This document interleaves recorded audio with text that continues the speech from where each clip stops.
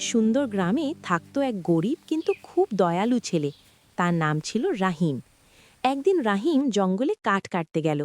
হাঁটতে হাঁটতে হঠাৎ সে দেখল একটি ছোট সোনালী পাখি মাটিতে আহত হয়ে পড়ে আছে। রাহিম খুব দুঃখ পেল। সে আস্তে করে পাখিটাকে তুলে নিজের বাড়িতে নিয়ে গেল। কয়েকদিন ধরে সে পাখিটাকে খাবার দিল, পানি দিল আর খুব যত্ন করে সুস্থ করে তুলল। কিছুদিন পর হঠাৎ একটি আশ্চর্য ঘটনা ঘটল। সোনালী পাখিটা কথা বলতে শুরু করল। পাখিটি বলল, রাহিম, তোমার মন খুব ভালো। আমি একটি জাদুর পাখি, তোমাকে একটি উপহার দিতে চাই।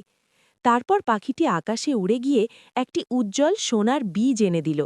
রাহিম সেই বীজটি মাটিতে লাগাল।